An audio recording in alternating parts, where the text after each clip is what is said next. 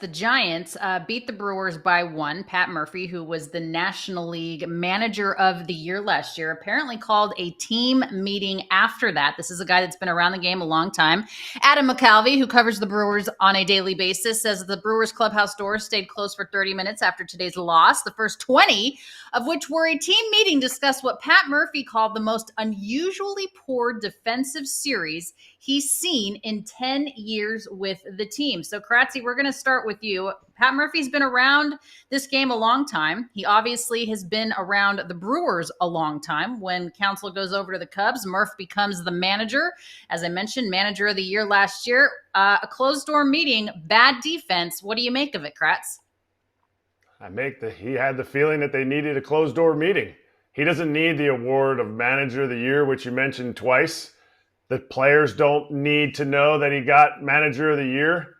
They understand that if this man says, hey, you know what, we're going to sit you down and we're all going to talk about this, something that needs to be addressed. And rarely do you see it as, okay, maybe they weren't giving effort.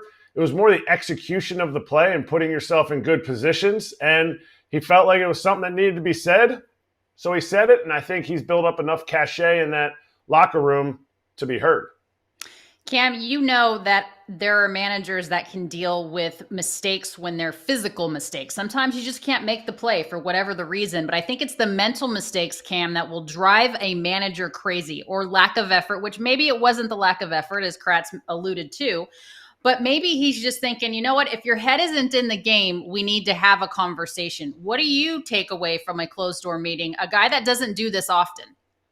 Yeah, for me, this is a situation where knowing Murph and being, having an opportunity to play for him in the Padres organization, this is something that didn't just happen that day, right? This is something that I think he's probably been watching over time. And hey, it might even have went back to spring training, right? Understanding, one, what the Brewers do as an organization. They're not going to go out and spend a bunch of money and put together a Dodgers type of payroll or a Phillies type of payroll, right? They predicate and focus their whole, organizational way on playing good defense, pitching, getting good bullpen innings at the end of games, the small ball, getting guys over. These are the things that have made the Brewers who they are, even before Craig Counsell left, and then as Pat Murphy took the helm over. So I think it's just one of those things he understands. If we want to be who we can and the best we can, we have to be a disciplined team, right? We have to pay attention to the little details. And Alana, Kratzy, you've seen younger teams or teams that have these kind of woes. I'm sure you'll see some early work going on today. I'm sure some guys will be out getting some extra balls, some extra ground balls, some extra fly balls, whatever it may be. And sometimes you need those little moments and those little attention to detail call outs from your manager. And Pat, one thing I always said about him, he does such a great job, not with X's and O's, but understanding people. And sometimes that goes so far. And I think that was a moment where he just, understands his guys. Hey, let's reel it in. And I know he didn't probably rip them. He probably very calm conversation knowing Pat, but just kind of called it to their attention. Say, hey, guys, if we want to be better, continue to be what we have been in the division, we have to clean it up and be more disciplined. I think 1996 Pat probably would have ripped him. But Facts. 2025 Pat was probably there giving some stern words. And I don't know that they're necessarily going to – like if you were to go see a workout pregame and – the ground balls and count how many ground balls or anything, I bet they're going to be the same amount. I bet they have a pretty good routine. To me, it's probably the focus, the intent. Hey, what are we actually working on here? One of the plays was Bryce Terang, who's got some hardware on his glove, made a play where he was trying to turn two, but it looked like it wasn't that great. It looked like it wasn't a great play because he kind of laid it to the side, but he was already setting his feet to try to turn a tough double play. To me, the conversations were probably about, okay, what kind of decisions are we making? How did we build this team? We need to get outs. Not all the outs in one play, but just certain outs. And I think all that stuff is what you talk about in those meetings. And without being in that meeting, you never really know exactly what happened. Cam, are these meetings effective? And moreover, are they more effective when it's a manager handling the closed door meeting or a player having the closed door meeting? Well, before I answer that, this immediately makes me think about Miguel Cabrera. And Miguel Cabrera, hated team meetings. I remember Mickey blatantly being open, and he's like, team meetings are for losers. Like, hey, Mhm. we need to figure it out as players. But I also think there's an element of, the manager having, the ability, like a Pat Murphy, right? A guy who knows that he has the room, right? He has everybody's ear, he has everybody's trust. I think a guy like Pat Murphy probably also going, guys, in this division, in this division, we just need to do things right, the little things that we're supposed to do, like Kratzy said, and we'll be fine. So I think it's just a call to attention. I think they can work depending on the group. And I think when you look at that type of group that they have, you lose Willie Adames, you lose your closer, you lose pieces here and there. I think still trying to figure out who's the captain, right? I know probably we would say it's Christian Yelich, but I think depending on the group, it most definitely can work, especially when you have a manager. As we talked about, Alana, when you wake up and you're excited about going to the ballpark and Mhm. playing for that guy, I think it most definitely can help in the right way. And that's just keeping guys accountable. Hey, guys, look in the mirror. At the end of the day, I can't go make the plays, but we're all better than we've shown in here, and we're still 12-12. So I think that's the message for Pat Murphy. FT fam, I hope you have as much confidence as Penelope right now, who is an avid Spot and Tango fan, okay? And she uses the code FOUL, Kratz, because this is a personalized dog food subscription service that prevents you, of course, from going to the store to pick up the food. And she just gets the highest quality unkibble. That is what they're known for. And I know you love the quiz part of it too. It's a super quick quiz, but it lets you give them the information and they tailor it to what is needed based on their age, size, activity level, all things that are custom for each and every one of your dogs. Yeah, human grade ingredients in that unkibble. USDA meat, fruits, and veggies that are approved there. Upgrade your pet's bowl with Spot and Tango Unkibble. Go for it. For a limited time, go to spotandtango.com/foul. Use code FOUL to get 50% off your first order. That is spotandtango.com/foul. Code FOUL to get 50% off your first order at spotandtango.com/foul. Code FOUL. Let's talk about Brandon Woodruff in terms of some positive for the Brewers, guys. Kratzy, Brandon Woodruff pitched 5 scoreless innings, struck out 5 for AAA Nashville on Thursday. Now, he was just averaging 92 miles an hour on that fastball, but coming back from shoulder surgery, plenty effective in the outings, and this would be a massive boost to that starting rotation. I think anybody's a massive boost just because they didn't start with much depth, and not that the guys that they have are not good. It's just they need that extra depth. You can't plug Brandon Woodruff in and have him pitch every 5 days. I don't see how that's going to happen. I don't see how that would be healthy for him, especially with this team having playoff aspirations. So the extra depth, not saying they're going to go to a 6-man rotation, but they have guys that are filling in right now, and they're going to wear out that bullpen if they continue to fill in with 4 and 5 inning guys. So Big Woo has to be 100% healthy when he comes back, and 100% doesn't mean that he's going to be throwing 97 to 99 like he used to. He may never get back to there. This wasn't elbow surgery. This was shoulder surgery.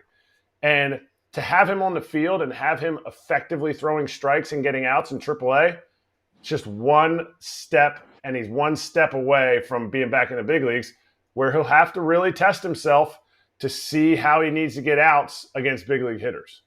Is there a better division, though, Cam, to kind of have to figure things out than the NL Central? I think both of the Centrals are always kind of knocking them, even though we probably shouldn't. But this is a very winnable decision. And when you catch something nip it right in the bud here on April 24th yesterday, I mean, this is something at where they sit.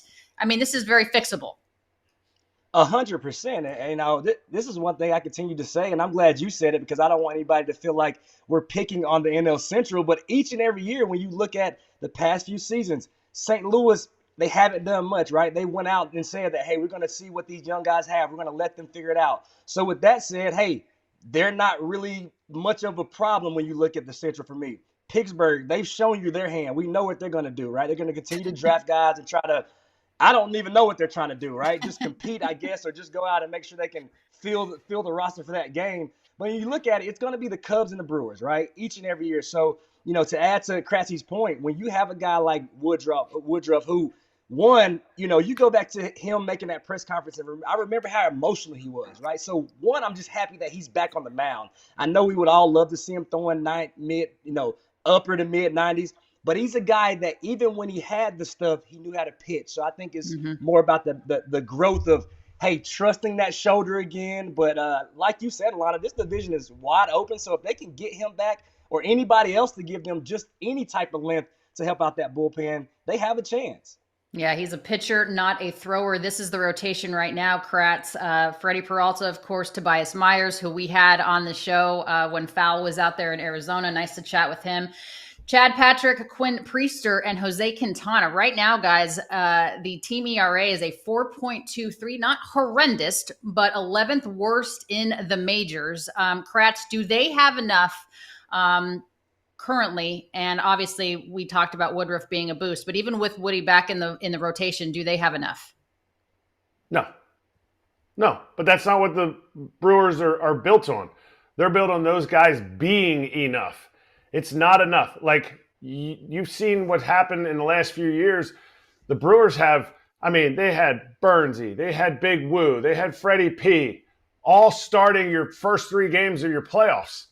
That's a formidable starting rotation for your playoffs. And they got bounced, except for in 2018 when we had Jolice Chassin, Wade Miley, like Big Woo and Burnsy were in the bullpen. So you sit there and you go, what are we going to get out of these guys? This is something that the Brewers have done the best at. They have done the best at getting the most out of what they have. And that's why adding that depth of Big Woo is going to be huge, because it just gives them more quality depth until Nestor gets back. It gives them more quality depth to make sure a guy like Tobias Myers doesn't get tired, because unfortunately, he was a late bloomer coming into the big leagues. He's starting meaningful games for this Brewer team, and they need somebody to step up. Jose Quintana is going to be consistent, but one of the things Jose Quintana did was he killed the Brewers, and now he doesn't get to face the Brewers, so that's a knock on him. But all these guys are just there to compete, and that's why I like this team. They just can't afford to have guys all year round not go past the 5th or 6th inning. Yeah, this is a Alana, team that isn't built on depth for sure. Our guy's being nice. He's being nice.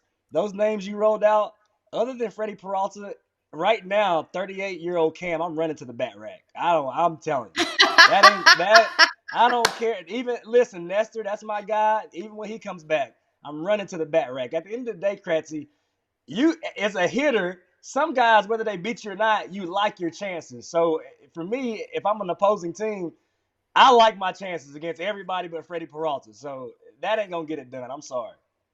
I love the honesty. And just ask Freddie Freeman what he thinks about Nestor Cortez. Freddie Freeman's the one that made Nestor Cortez become a Milwaukee Brewer, and then the Yankees teed off on him the first game of the season. Hey, everybody.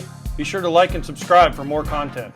We're back here every weekday, all year long, so do not miss an episode. The videos are coming in all day. Here's another video you might enjoy.